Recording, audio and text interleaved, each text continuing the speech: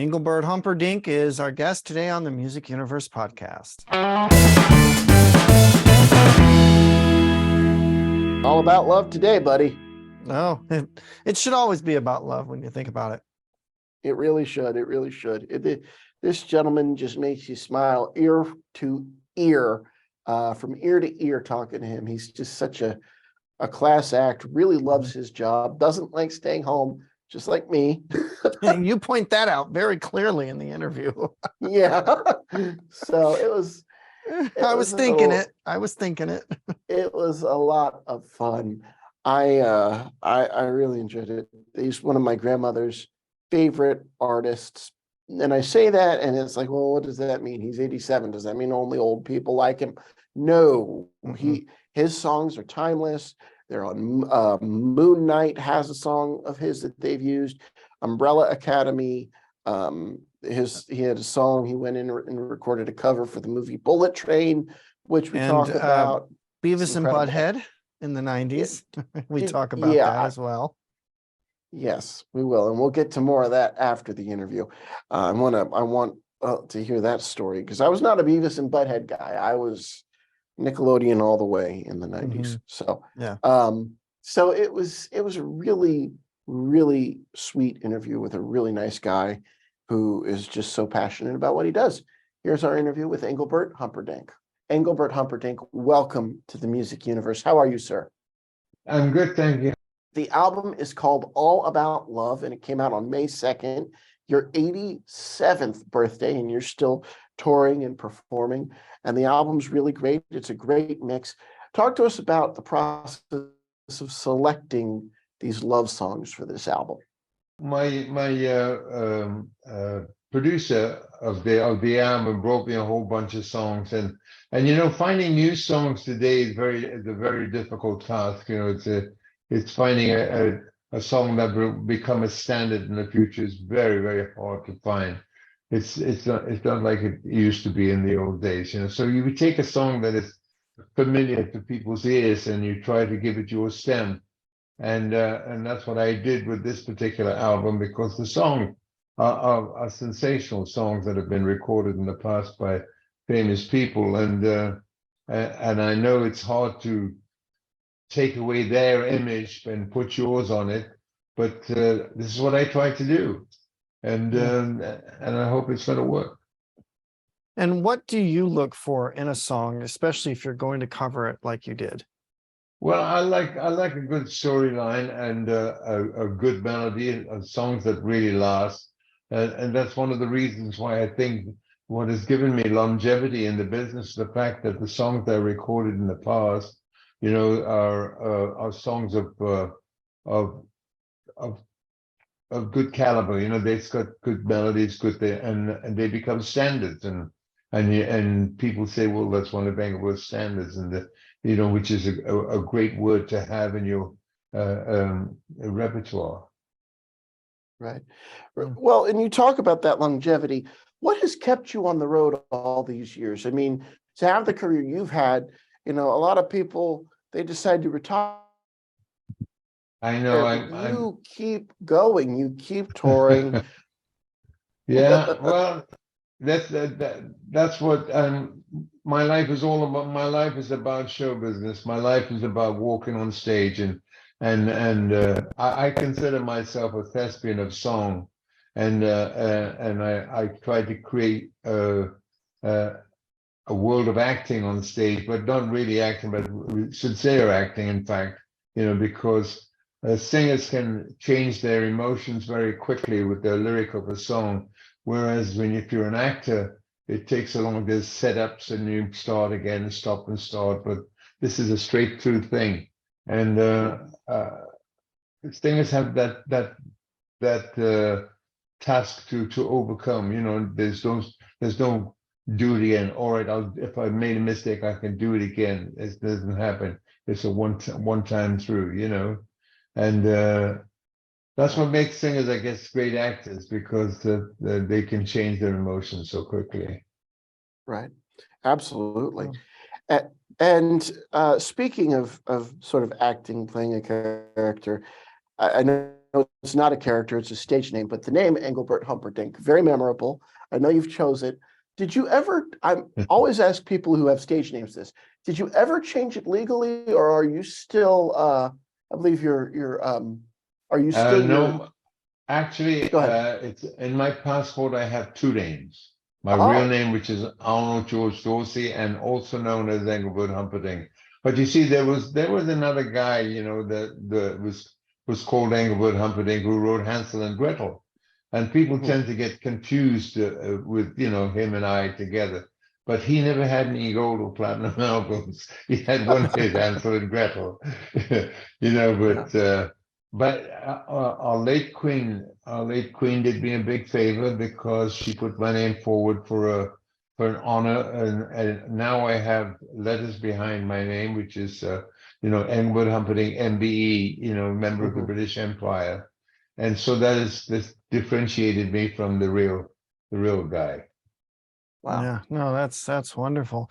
And I mean, you've been touring like a madman. I mean, you're performing upwards of 100 shows a year. Does that still reign in 2023? Do you have Well, dates throughout the year?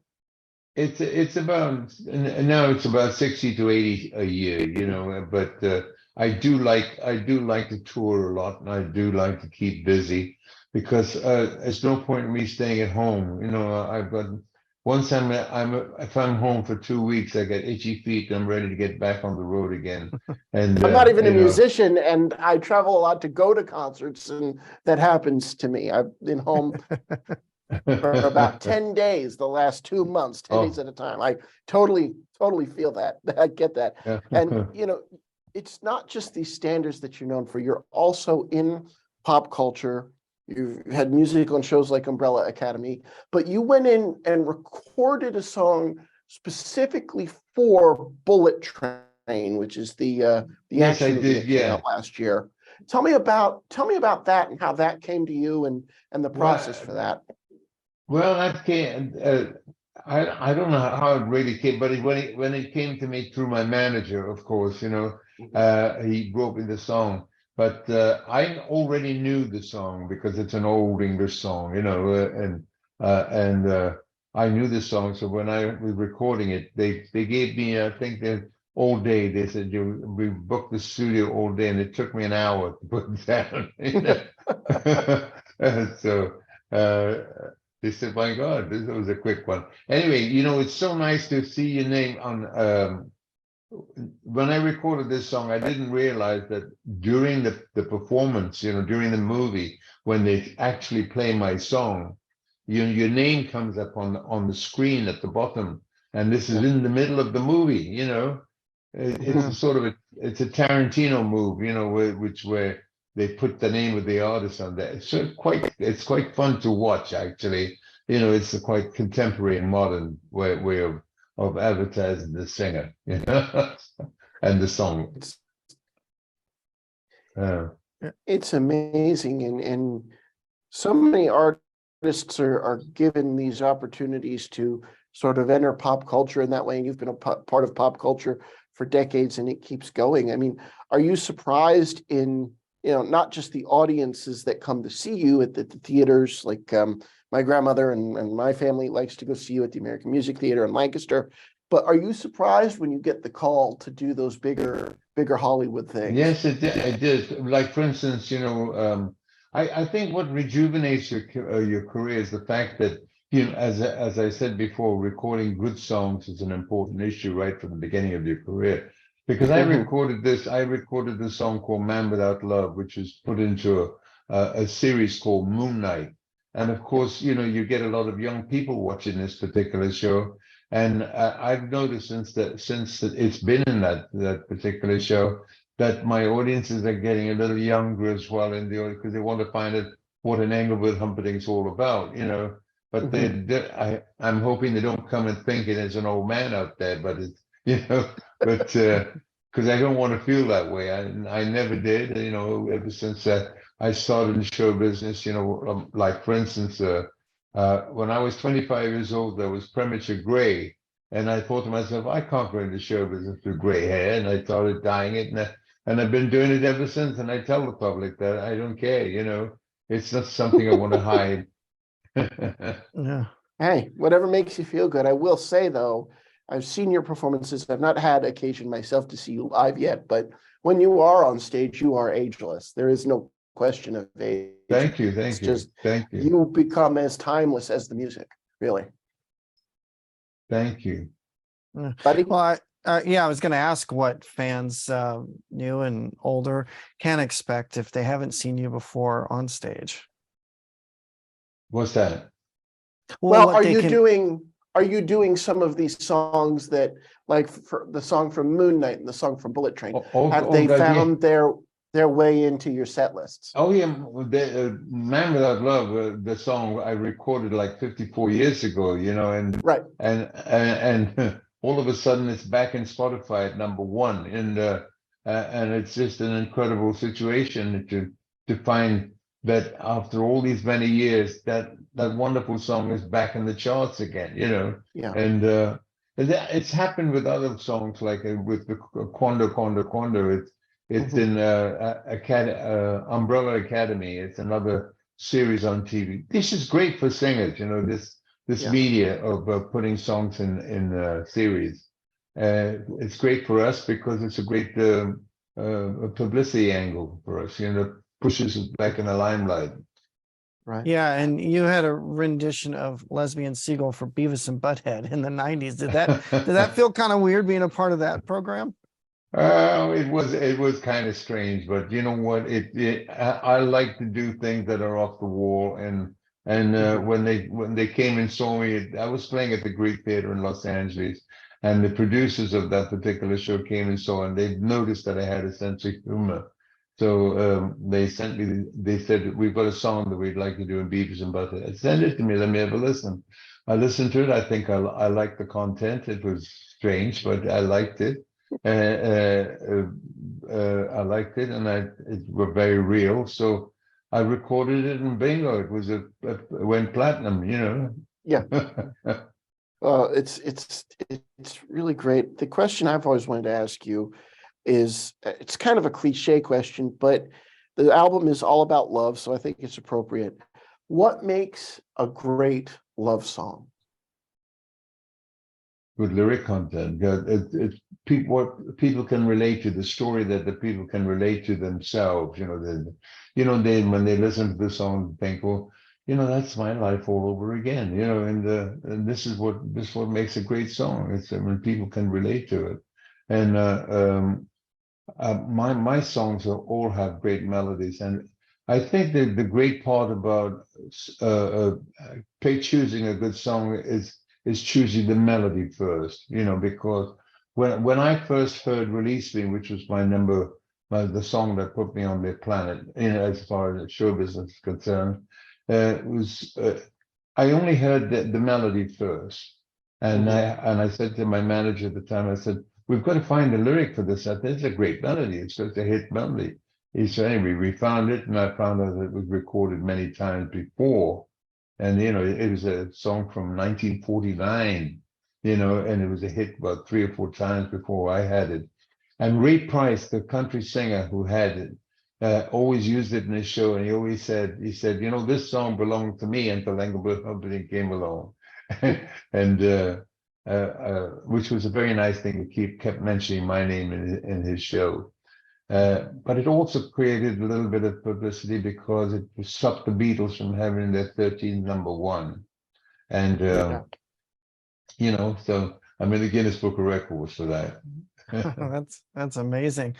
And That's speaking amazing of, chart history. publicity and the way the internet has shaped artists these days, do you enjoy creating music videos? I guess I do. Yeah. The music video you're talking about. I mean, Yeah. like, Yeah, yeah, like, whenever I have the opportunity to do a music video, I love it. I think it's great. You know, I don't do too many you know, lately, but whenever I get the opportunity, I love to do it. I like to do it. Music videos. Mhm. Well, speaking of videos, do you think in the future, as I'm not sure if you've done one before, I hadn't had a chance to look, but do you think there might be a time when you might do either a new live album or a live DVD and put that out for your fans as sort of a retrospective of the last couple of decades of your music? Well, there's an album that's in the works right now. Besides this one, there's another one that's in works, which is kind of an off the wall album, which I can't talk about too much about because it's going to be something that Engelbert Humperdinck has never done in his life before, and this is going to be a surprise album, which we're working on it right now. I'm still choosing the exact songs to put in the show, but it's going to be something very special as well. Well, you'll have to come back and talk with us about that. Engelbert Humperdinck. The album is All About Love. It came out last month, May 2nd, Yes, on your 82nd on my birthday. Yeah. Yes, sir. 87th. Yeah. 87th, excuse me. 87. Can you believe that? I can't believe it myself, Like I said, you're ageless. So 82nd, 87th, it doesn't matter. You'll have to come back for your next project. You were so charming, and it's been an honor to talk to you. Thank you, sir. Wish you all the best and hope to catch you on the road. Thank you, sir. Thank you very much indeed. Appreciate it. Take care. Did you say the song with Beavis and Butthead was called Lesbian something? Lesbian Seagull. Don't ask. I'm just reading the notes. Oh, when you think about it, it's very funny, especially in that time period that you don't think about things like that, or how raunchy that would have been. Well, what it is a lot of the balladeers of his day, the Johnny Mathises, the Engelbert Humperdinks, the crooners, if you will. Because of the music they perform, they get sort of a reputation of being a bit prudish. Mm-hmm. That's not true at all. Johnny Mathis is very openly gay and very open about it and very open about his journey.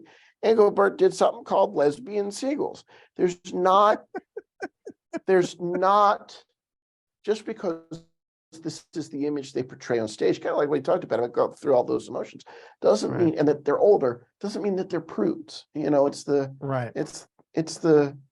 the Columbo Murder, She Wrote situation. Angela Lansbury famously said she played Jessica Fletcher as, an old widow, but not a prude. And a lot of the cases she dealt with on that show, even though it was, sort of aimed at senior citizens, dealt with a lot of mature themes for the time in the 80s and 90s. So odd comparison on a music podcast, but that's where my brain goes is a lot of these people get sort of branded prudes because of what they perform, and it's not really the case at all.